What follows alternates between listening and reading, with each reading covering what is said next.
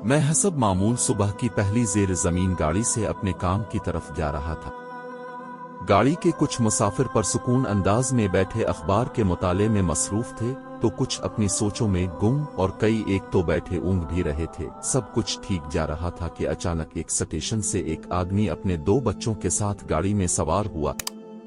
बच्चे क्या थे कि आफत का परकाला थे। उन्होंने आते ही गाड़ी में वो ऊधम मचाया कि अल-अमान अल-हफीज। टुक कर बैठना तो उन्होंने सीखा ही नहीं था, मगर इस सब से बरअक्स उन बच्चों के साथ गाड़ी पर सवार होने वाला शख्स मेरे पहलू में इन सब बातों से बेखबर अपनी आंखें बंद किए बैठा था। बच्चे एक दूसरे से लड़ने और झगड़ने और खूब चीखो पुकार के साथ साथ एक दूसरे पर चीजें भी अलिफाटे कर फेंक रहे थे। मुसाफिर भी बच्चों के शर से महफूज नहीं थे, क्योंकि बच्चे कभी कभार तो मुसाफिरों से अखबार छीन कर भाग रहे थे, तो कभी मुसाफिरों के अखबार फाड़ रहे थे, जबकि ये शख्स उन सब बातों से बेनियाज बेहिस और साकिन बैठा था। मुझे यकीन नहीं आ रहा था कि इस दुनिया में कोई शख्स इतना भी एहसास से आरी और इस कदर घटिया हो सकता है कि बच्चों को ऊधम मचाने की खिली छठी देकर बैठ जाए। मेरा सब्र जवाब दे गया।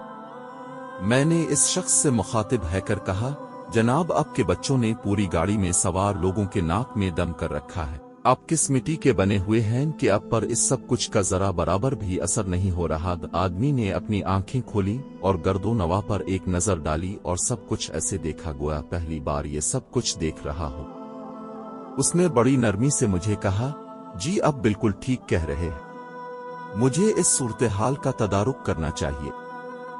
हम लोग अभी अभी एक अस्पताल से आ रहे हैं जहां घंटा भर पहले इन बच्चों की मां का इंतकाल हो गया है। मेरा दिमाग सोचने से आजिज हुआ बैठा है कि उन बच्चों को इस सदमे से कैसे आगाह करूं, और उन बच्चों को भी कुछ एहसास नहीं है कि उन पर कैसी कियामत गुजर चुकी है और वो कैसे इस सूरत हाल का सामना करेंगे। कोफी कहता है कि अब खुद अंदाजा कीजिए ये सब कुछ सुनकर मेरा क्या हाल हुआ होगा। चंद लम्हात पहले तक अगर मैं बच्चों पर तिल मिलाया और झंझलाया बैठा था, तो अब मेरा दिल बच्चों के लिए रहम और तरस से भरा हुआ था। मैं इस गंभीर सूरत हाल का खूब अंदाजा कर सकता था। दिल था कि रोने को आ रहा था, मगर मैंने जिस अंदाज से इस आदमी से बात की थी, इस पर खिजालत भी अपनी जगह पर थी। आखिर मैंने हिम्मत करके इससे पूछ ही लिया तो गोया घंटा भर पहले आपकी घर वाली का इंतकाल हो गया है।